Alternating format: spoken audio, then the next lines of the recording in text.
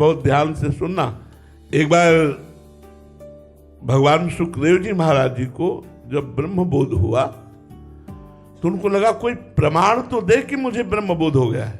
मालूम मुझे तो अनुभूति हो गई, लेकिन यही ब्रह्म बोध है, ये प्रमाण तो मिलना चाहिए। तो भगवान व्यास देव जी के पास गए तो भगवान व्यास देव जी ने देखा कि संपूर्ण गुरु बुद्धि हम में नहीं है, सदगुरु बुद्धि होनी चाहिए।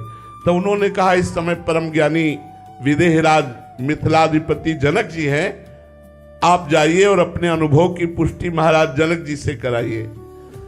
तो श्री सुखदेव जी महाराज जनक जी के राज्य में जब गए तो उनके मुख्य द्वार पर पार्षद खड़े थे। तो जनक जी सर्वज्ञ महापुरुष है, त्रिकालज्ञ महापुरुष है।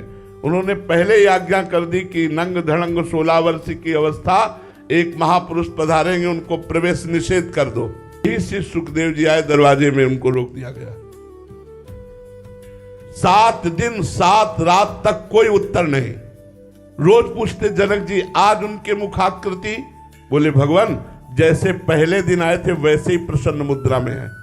7 दिन 7 रात्रि दरवाजे पर ही खड़े रखा, कुछ नहीं, वैसे ही शांत मुद्रा, वैसे ही प्रसन्न मुद्रा। 7वें दिन का जाओ महलों में ले जाओ। आप दिगंबर रहते थे भगवान सुखदेव जी, महलों में ले गए, सुंदरी नव युवतियों से स्नान कराना, श्रृंगार कराना, भोजन कराना। रोज जनक जी पूछते आज क्या, तो बोले प्रभु जैसे गेट के बाहर थे वैसे महल में है, कोई फर्क नहीं उनके हृदय। बाद में आरती सजाई और कहा महाराज आपको जो प्राप्त है उसे ही ब्रह्मबोध कहते हैं। तो जिनको लगता है जिन साधकों को भगवत साक्षात्कार हो गया है तो मान और अपमान, कंचन और कामिनी इनका प्रभाव न पड़ता हो, मान लेना भगवत प्राप्त हो गए हो। या डंका बजा है कि हमें भगवत प्राप्त है ऐसा मानो, ये सब दम है, पाखंड है, वास्तविक बात नहीं।